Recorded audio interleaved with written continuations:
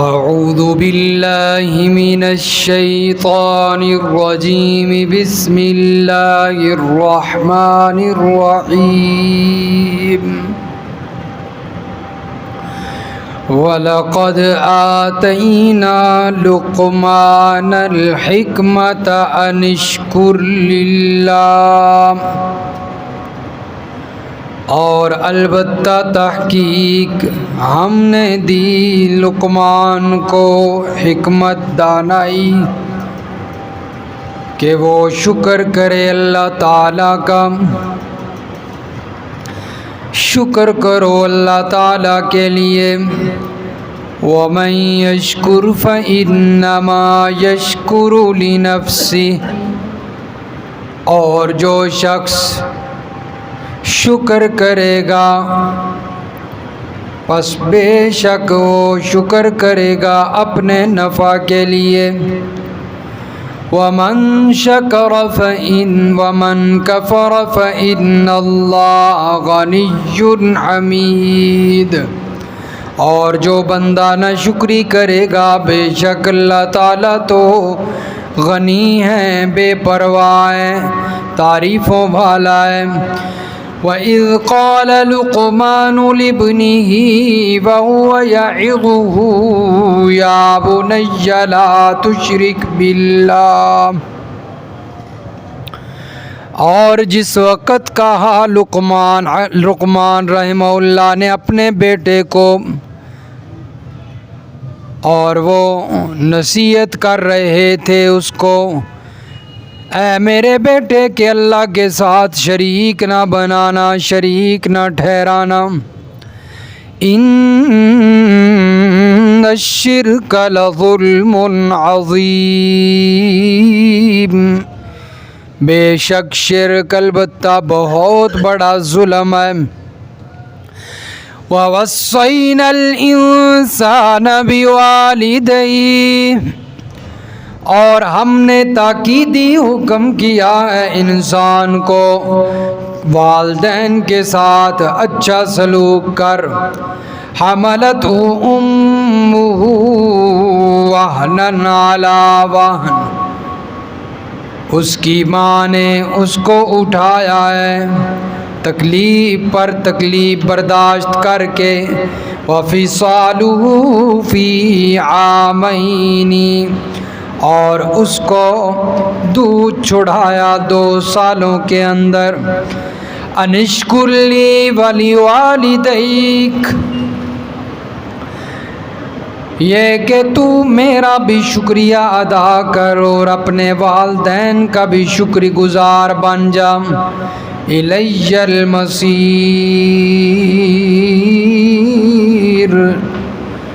تو نے میری ہی طرف لوٹ کر آنا ہے۔ سبحان ربک رب العزت عما یصفون، وسلام علی المرسلین، والحمد للہ رب العالمین۔ اللہم صل علی محمد وعلی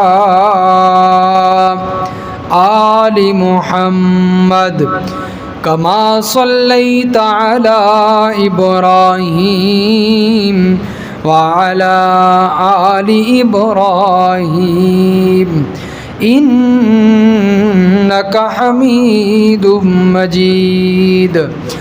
اللہم بارک علی محمد وعلی آل محمد کما بارکت علی ابراہیم وعلی آل ابراہیم انک حمید مجید۔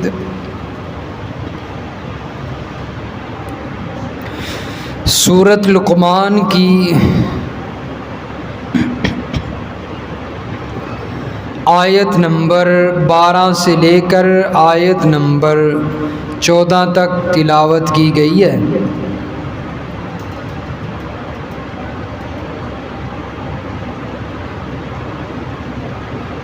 یہاں سے اللہ تبارک و تعالی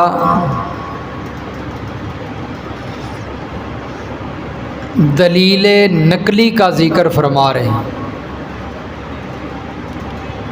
کیونکہ اس سورہ مبارکہ میں ایک دلیل نقلی آنی تھی، تو وہ دلیل نقلی یہی ہے حضرت لقمان سے، اور انہی کا ذکر اللہ نے فرمایا ہے۔ شروع میں حضرت لقمان کے بارے میں جو مفسرین کا اختلاف ہے وہ بھی عرض کر دوں۔ بعض حضرات کا قول یہ ہے کہ حضرت لقمان رحمہ اللہ تعالی حبشہ کے ایک بندے کے غلام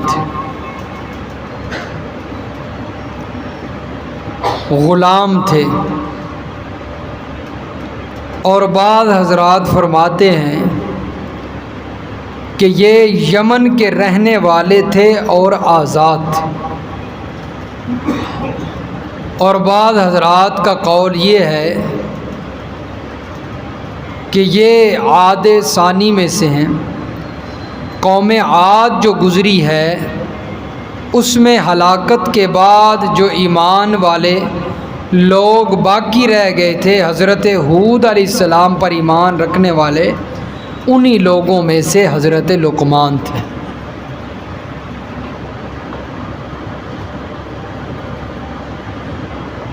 تو مختلف اقوال ہیں، بہرحال جو بھی تھے اللہ تعالیٰ فرماتے ہیں دانشور، دانا، نیک اللہ کے بندے تھے۔ بہت کم لوگوں نے یہ بھی ذکر فرمایا ہے کہ یہ اللہ کے نبی تھے، لیکن زیادہ راجح قول یہ ہے کہ یہ اللہ کے نیک بندے تھے، نبی نہیں تھے۔ تو انہی لقمان رحمہ اللہ کا اللہ یہاں پر ذکر فرماتے ہیں کہ حضرت لقمان نے اپنے بیٹے کو چند نصیحتیں جو کی، ان نصیحتوں کو اللہ نے یہاں پر ذکر فرمایا ہے کہ یہ مسئلہ توحید اتنا اہم مسئلہ ہے کہ اس مسئلے کی پہچان حضرت لقمان اپنے بیٹے کو کروا رہے ہیں، اور شرک سے بچنے کی نصیحت فرما رہے ہیں کہ بیٹا زندگی کے اندر جو مرضی ہو جائے شرک نہ کرنا۔ فرمایا کہ ہم نے لقمان کو حکمت، دانائی عطا فرمائی تھی، بڑے سمجھدار انسان تھے، دانا انسان تھے۔ انشکر لی ولی والدی، انشکر للہ، تاکہ وہ اللہ کا شکریہ ادا کرے۔ ومن یشکر فانما یشکر لنفسہ، فرمایا جو بندہ شکر کرتا ہے رب کا تو وہ اپنے بھلے کے لیے کرتا ہے، یہ نہیں کہ رب کا شکر کرنے سے رب کو کوئی فائدہ ہونے والا ہے، نہیں، بلکہ فرمایا جو بندہ اللہ کا شکریہ ادا کرے گا اس کا فائدہ اس کو خود ہوتا ہے۔ اس لیے حضرت لقمان بڑے شکر گزار انسان تھے، اللہ تعالیٰ کا بے حد شکر کرنے والے انسان تھے، جیسا کہ اللہ تبارک و تعالیٰ نے سورۃ ابراہیم میں بھی شکر کا ذکر فرمایا ہے۔ سورۃ ابراہیم پارہ نمبر 13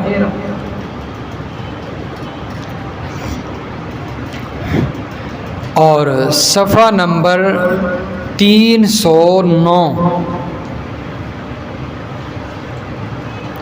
صفحہ نمبر 309۔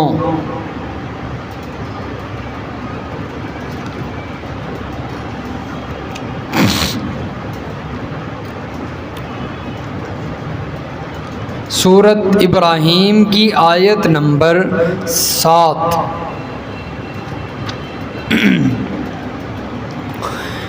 فرمایا وَإِذْ تَأَذَّنَ رَبُّكُمْ لَئِن شَكَرْتُمْ لَأَزِيدَنَّكُمْ وَلَئِن كَفَرْتُمْ إِنَّ عَذَابِي لَشَدِيدٌ۔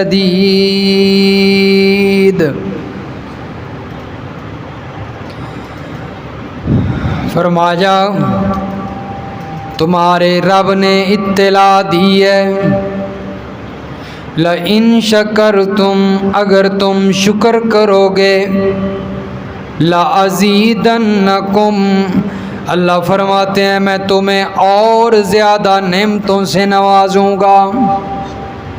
تمہیں فائدہ ہونے والا ہے نا، شکر کرو گے تو اور زیادہ نعمتیں ملیں گی، تو جس کو نعمتیں ملیں گی اسے ہی فائدہ ہوگا نا۔ وَلَئِن كَفَرْتُمْ إِنَّ عَذَابِي لَشَدِيدٌ اور اگر میری نعمتوں کی ناشکری کرو گے تو پھر سن لو کہ میرا عذاب بڑا سخت ہے، میرا عذاب بڑا سخت ہے۔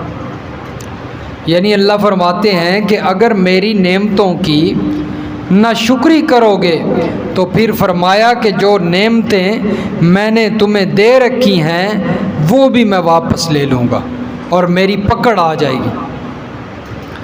وَقَالَ مُوسَىٰ إِن تَكْفُرُوا أَنتُمْ وَمَن فِي الْأَرْضِ جَمِيعًا فرمایا حضرت موسیٰ علیہ السلام نے اگر تم اور دنیا بھر کے تمام انسان زمین کے اندر بسنے والے سارے کے سارے مل کر ناشکری کرنے لگ جاؤ فَإِنَّ اللَّهَ لَغَنِيٌّ حَمِيدٌ فرمایا اللہ کو کوئی نقصان نہیں ہے، سب ناشکرے بن جائیں۔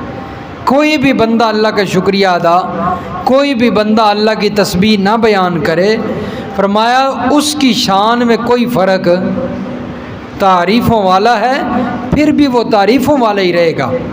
اس لیے شکر کا فائدہ تمہیں خود ہوگا، اس لیے اللہ فرماتے ہیں ہر نعمت پر اللہ کا شکریہ ادا کریں، جتنا زیادہ ہو اللہ کا شکریہ ادا کریں، اللہ تعالیٰ اور نعمتوں سے نوازیں گے۔ صفحہ نمبر 458، صفحہ نمبر 458 سورۃ النمل۔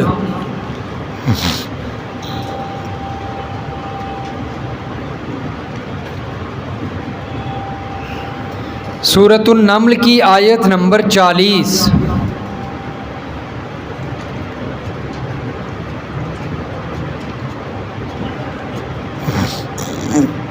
حضرت سلیمان علیہ السلام کا آپ نے واقعہ پڑھا ہے، سورۃ النمل پڑھی ہے، تو حضرت سلیمان علیہ السلام کے پاس جس وقت تخت پہنچ چکا تھا، تخت سامنے آ چکا تھا، تو اس وقت حضرت سلیمان علیہ السلام کیا فرماتے ہیں؟ قال ھذا من فضل ربی، یہ تخت جو میرے پاس آ چکا ہے یہ میرے رب کا فضل ہے، میرا کوئی کمال نہیں ہے۔ اور راجح قول یہ ہے کہ حضرت سلیمان علیہ السلام خود لانے والے تھے، تو جس وقت حضرت سلیمان علیہ السلام نے وہ تخت وہاں پر پہنچا دیا، حاضر ہو گیا، تو اس وقت حضرت سلیمان نے شکریہ ادا کیا اور اپنی طرف نسبت نہیں کی کہ میں اس کو لے کر آنے والا ہوں، میرا کوئی کمال نہیں، فرمایا ھذا من فضل ربی، یہ میرے رب کا فضل ہوا ہے، میرا کوئی کمال نہیں۔ لیبلونی ااشکر ام اکفر، یہ اللہ نے مجھ پر فضل اس لیے فرمایا ہے تاکہ وہ مجھے آزمائے کہ سلیمان میرا شکر کرتا ہے یا میری ناشکری کرتا ہے، میری اس نعمت پر سلیمان شکریہ ادا کرتا ہے یا ناشکری کرتا ہے۔ وَمَن شَكَرَ فَإِنَّمَا يَشْكُرُ لِنَفْسِهِ، فرمایا جو بندہ شکریہ ادا کرتا ہے وہ اپنی جان کے لیے، اپنی ذات کے لیے، اپنے نفع کے لیے شکریہ ادا کرتا ہے۔ ومن کفر، اور جو بندہ نہ شکری کرتا ہے، فإن ربی غنی کریم، پس بے شک میرا پروردگار تو بے پرواہ ہے، غنی ہے، عزتوں والا ہے، عزت والا ہے۔ تو فرمایا اس کو اللہ کی شان میں کوئی فرق نہیں ہے اور نہ ہی اللہ تعالیٰ کو کوئی نقصان ہے۔ تو جب شکریہ ادا کرنے میں انسان کا اپنا فائدہ ہے تو کم از کم انسان کو اپنے فائدے کے لیے شکریہ ادا کرنا چاہیے۔ جب بھی اللہ تبارک و تعالیٰ کی کوئی نعمت استعمال کرے، اللہ کی دی ہوئی چیز کا استعمال کرے تو فوراً اللہ تعالیٰ کا شکریہ ادا کرنا چاہیے۔ یہی ہماری شریعت تعلیم دیتی ہے کہ جب کوئی نعمت ملے تو اس نعمت کا شکریہ ادا کرو، اور شکریہ بھی فوراً ادا کرو، اور شکریہ بھی اپنے رب کا ادا کرو، کسی اور کا نہیں ادا کرو۔ تو اس لیے نعمت اللہ تعالیٰ کی ہے، اولاد اللہ تعالیٰ کی نعمت ہے، اولاد اللہ تعالیٰ کی نعمت ہے۔ تو جب اللہ تعالیٰ اولاد دے دیں تو پھر کسی دربار پہ نظر مان کر یا منت مان کر نہیں جانا کہ ہمارے ہاں بیٹا پیدا ہوا ہے، چلو جی فلاں دربار پہ چڑھاوا چڑھایا ہو، کیونکہ یہ نعمت اللہ نے دی ہے، شکریہ بھی اسی کا ادا کرنا۔ فرمایا کہ وَإِذْ قَالَ لُقْمَانُ لِابْنِهِ وَهُوَ يَعِظُهُ يَا بُنَيَّ لَا تُشْرِكْ بِاللَّهِ،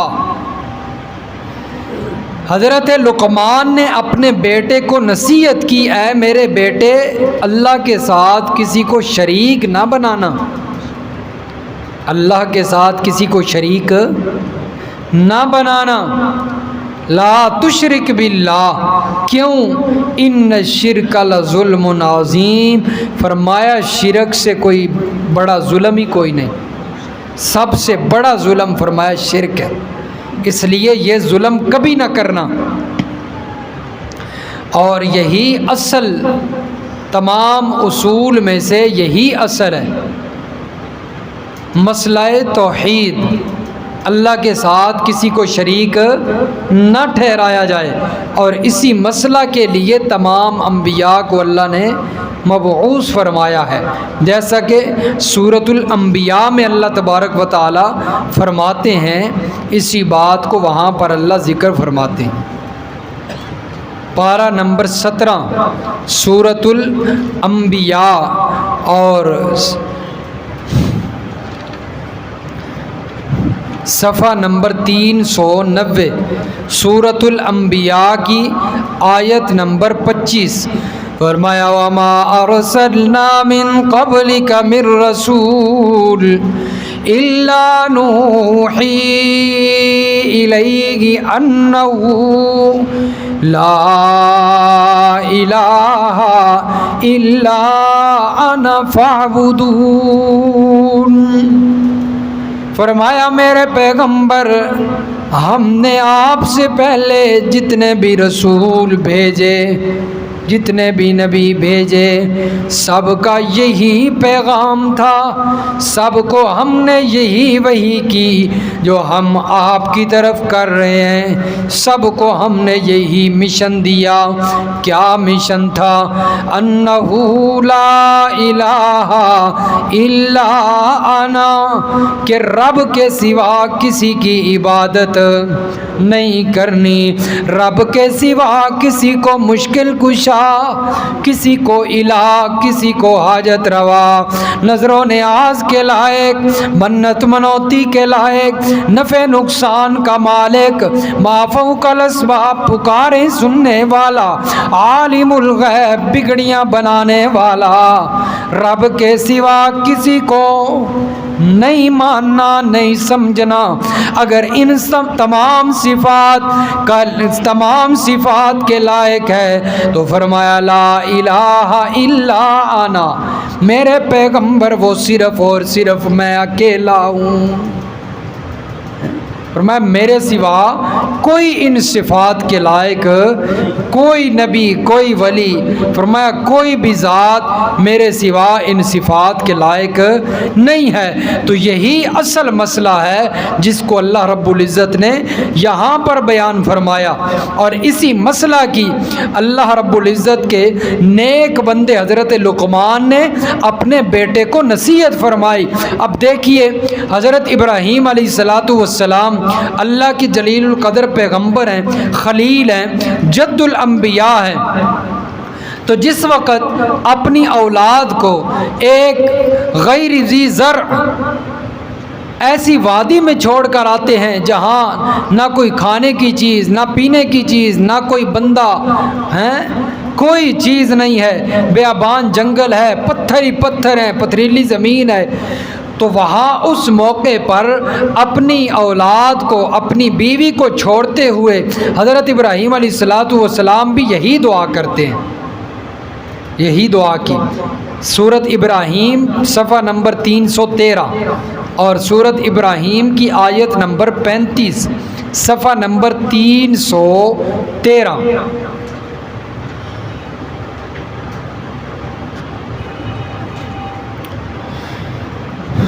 پارہ نمبر بھی 13، سورۃ ابراہیم کی آیت نمبر 35۔ وَإِذْ قَالَ إِبْرَاهِيمُ رَبِّ اجْعَلْ هَٰذَا الْبَلَدَ آمِنًا، حضرت ابراہیم علیہ السلام فرمانے لگے اے میرے پروردگار اس شہر کو، کس شہر کو؟ مکہ کو، جس جگہ پر حضرت ابراہیم اپنی اولاد کو چھوڑ کر جا رہے تھے، اس شہر کو آمناً امن والا بنا دے۔ یہ پہلی دعا کی، یا اللہ اس کو امن والا بنا دے۔ اور دیکھیں حضرت ابراہیم علیہ السلام کی کیسے دعا قبول ہوئی کہ اللہ نے اس شہر کو کیسے امن والا بنایا کہ انسان تو امن میں ہے ہی، لیکن وہاں کے جانور بھی امن میں ہیں۔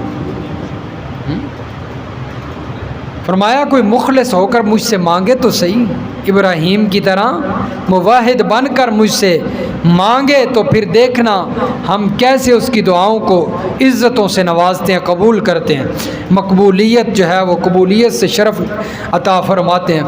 اور دوسرا کیا کیا؟ وَجْنُبْنِي وَبَنِيَّ أَن نَّعْبُدَ الْأَصْنَامَ، اور میرے پروردگار مجھے بھی اور میری اولاد کو بھی، میرے بیٹوں کو بھی بچا، کس بات سے؟ ان نعبد الاصنام، کہ ہم بتوں کی عبادت کریں۔ یا اللہ بتوں کی عبادت کرنے سے ہمیں کیا کر لے؟ بچا لے۔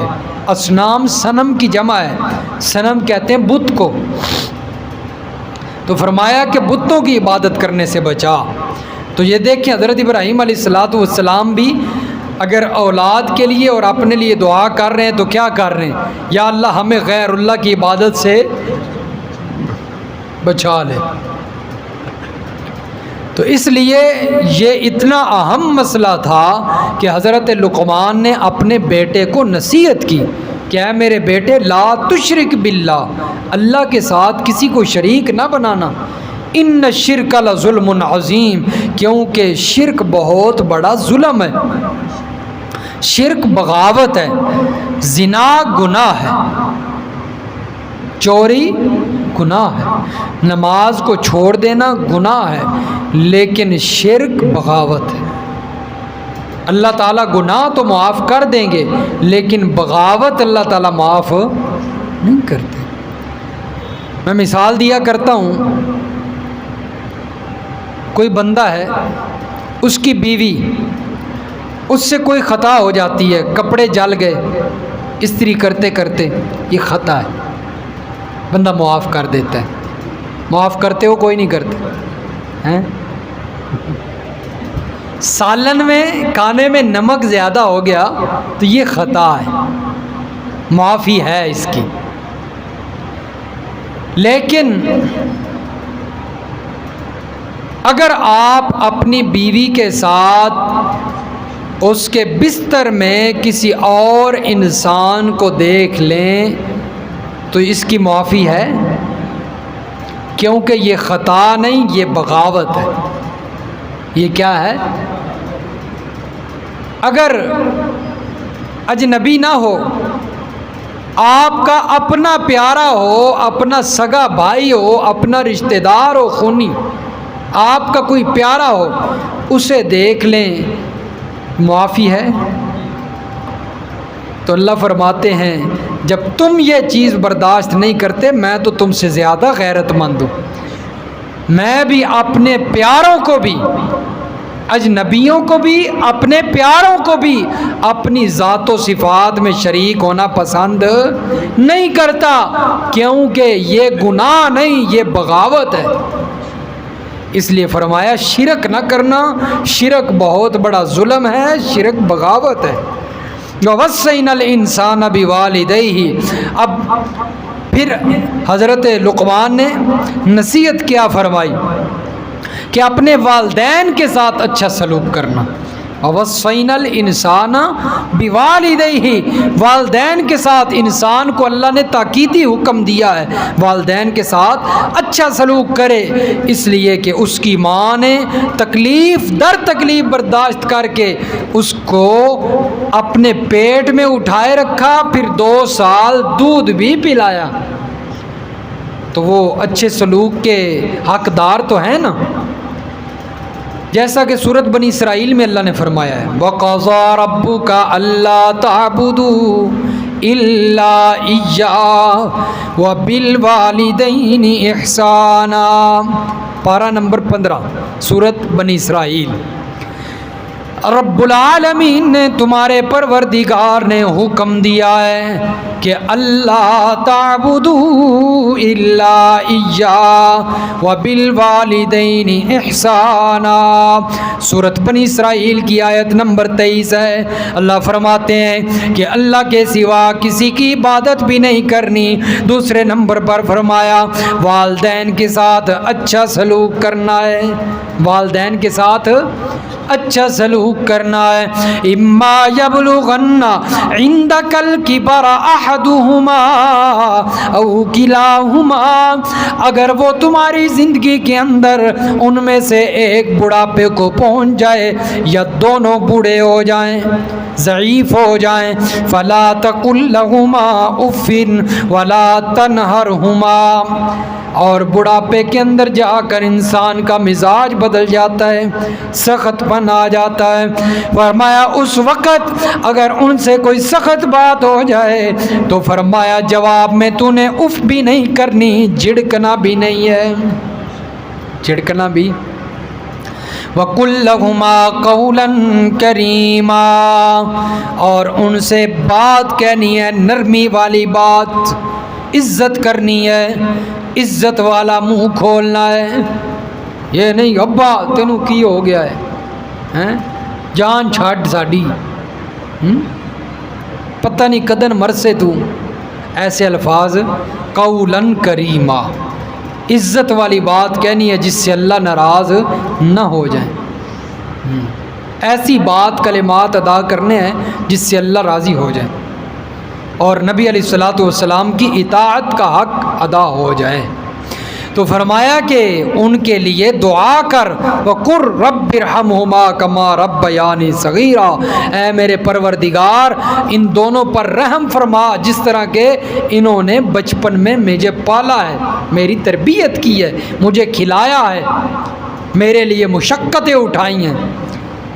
تو اب اگر والدین کے آج اولاد نافرمان ہے تو اس کی سب سے بڑی وجہ کیا ہے کہ والدین نے اسے قرآن نہیں پڑھوایا. بچپن کے اندر اسے سکولوں کے اندر صبح اٹھا کے بھیج دیا، اٹھو بیٹا جلدی جلدی کرو،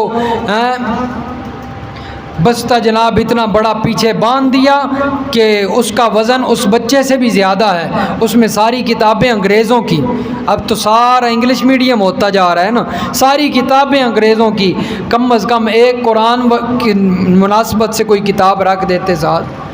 جب اس کی کمر پہ سارا ہی انگریز پڑا ہوا ہے تو اس نے کیسے فرما برداری کرنی؟ انگریزوں کو تو پتہ ہی کوئی نہیں ہوتا ہمارے والدین ہیں کون، انگریزوں کو تو پتہ ہی نہیں ہوتا، جنہیں پتہ ہی نہیں ہمارے والدین کون ہیں، تو انہوں نے والدین کا ادب کیا سکھانا ہے، والدین کے ساتھ کیسا سلوک کیا جائے، انہوں نے کیا پڑھانا ہے۔ اسکولوں کالجوں میں یہ بات نہیں پڑھائی جاتی کہ والدین کے ساتھ کیسا سلوک کرنا ہے، کیسے ان کے ساتھ چلنا ہے۔ اگر یہ بتاتا ہے تو رب کا قرآن بتاتا ہے، دین کا علم بتاتا ہے کہ والدین کا کیسے ادب و احترام کرنا ہے، بڑوں کی عزت کیسے کرنی ہے، چھوٹوں پر شفقت کیسے کرنی ہے۔ یہ سکول کالجوں میں نہیں بتایا جاتا، یونیورسٹیوں میں یہ نہیں بتایا جاتا۔ تو اس لیے اگر چاہتے ہیں کہ اولاد بڑی ہو کر فرما بردار بنے تو پھر انہیں دین پڑھائیں، دین پڑھائیں۔ اب جناب ماں بھی باپ بھی، دونوں ماں باپ ہیں، بچہ جناب صبح اٹھتا ہے اور اٹھتا بھی کب ہے؟ جب سکول کا وقت ہونے کے قریب ہوتا ہے، اسے جلدی جلدی جناب اس کے منہ کو تھوڑا پانی لگایا، گیلا کیا، کوئی کریم شریم لگا کے بچہ جناب اس کو وہ بریڈ، اس کا کھانا ناشتہ ساتھ ہی پکڑایا، لو جی رستے میں کھاتے جانا، رکشے میں بیٹھ جاؤ اور پہنچ جاؤ سکول۔ بچہ نہ جس نے صبح وضو کیا، نہ کوئی منہ ہاتھ دھویا، وہاں پر کھڑا پاک سرزمین شاد باد کشور حسین شاد باد، جس کی زبان پر قرآن آیا ہی نہیں تو اس نے کیا حاصل کرنا ہے دین کا علم؟ حقیقت بیان کر رہا ہوں، بچے صبح نہیں اٹھتے۔ پہلے ہم چھوٹے تھے تو ہم دیکھتے تھے صبح صبح لائنیں لگی ہوتی تھی، بچے مسجدوں میں جا رہے ہوتے تھے، اور اب لائنیں لگی ہوتی ہیں، بچے رکشوں پہ سکول جا رہے ہوتے ہیں۔ مسجدوں کا رواج ہی ختم ہو گیا ہے، تو والدین کو پھر ڈنڈے تو پڑنے چاہیے نا۔ یہی اولاد بڑے ہو کے ڈنڈے مارتی ہے، اس میں اولاد کا کوئی قصور ہے؟ جب انہیں پڑھایا ہی نہیں، جس نے اپنے کو، اب دیکھو قرآن نے کتنا پیارا اسلوب بتایا ہے کہ والدین کے ساتھ کیسے رہنا ہے۔ اب جس نے قرآن پڑھا ہوگا اسے پتہ ہوگا کہ رب کا حکم ہے، میرے مالک کا حکم ہے، میں اس کو پورا کروں گا تو میرے لیے کامیابی ہے۔ تو جس نے پڑھا ہی نہیں ہوگا رب کا قرآن، اسے کیا پتہ ہے؟ تو فرمایا کہ بیٹا والدین کی نصیحت، والدین کے ساتھ اچھا سلوک کرنا، کیونکہ تیری ماں نے یا کوئی بھی انسان ہے اس کی ماں نے تکلیفیں اٹھا کے اسے پیٹ میں رکھا ہے، پھر پیدا کیا، اس تکلیف کا مقابلہ نہیں کیا جا سکتا جو پیدائش کے وقت ہوتی ہے، ماں کو تکلیف ہوتی ہے۔ اور پھر اس کے بعد فرمایا کہ 2 سال تجھے اپنا دودھ پلایا، تو روتا تھا وہ فوراً آ جایا کرتی تھی کہ میرے بچے کو بھوک لگی ہے، وہ تجھے دودھ پلایا کرتی تھی، اور آج جب تو اسی دودھ کی وجہ سے کڑیل جوان ہو گیا تو آج وہ انہی ماں باپ کو ٹانگیں مارتا ہے۔ یہ تو نمک حلالی نہ ہوئی نا، پھر نمک حرام ہو گیا تو۔ دودھ بھی ان کا پیا، فرمایا 2 سال دودھ۔ تو یہ قرآن مجید کی اس آیت میں مسئلہ یہ بھی معلوم ہوا کہ جو بچے کے دودھ پینے کا وقت ہوتا ہے وہ 2 سال ہوتا ہے، 2 سال اسے دودھ پلایا جا سکتا ہے، اور 2 سال کی عمر کے اندر ہی مدت رضاعت ثابت ہوتی ہے۔ اگر 2 سال کا بچہ کسی عورت کا دودھ پی لے تو وہ اس کی رضائی ماں بن جاتی ہے، اگر 2 سال کے بعد کسی عورت کا دودھ پیتا ہے تو وہ رضائی ماں نہیں بنتی، مدت رضاعت ثابت نہیں ہوتی۔ انشکر لی ولی والدی، فرمایا اب جب والدین نے اتنا اچھا سلوک کیا ہے تجھے بھی چاہیے کہ میرا بھی شکریہ ادا کر اور اپنے والدین کا بھی شکریہ ادا کر۔ الی المصیر، میری ہی طرف تم نے لوٹ کر آنا ہے، اگر نہ شکری کی تو پھر میں حساب بھی کروں گا۔ اللہ سمجھ نصیب فرمائے، عمل کی تو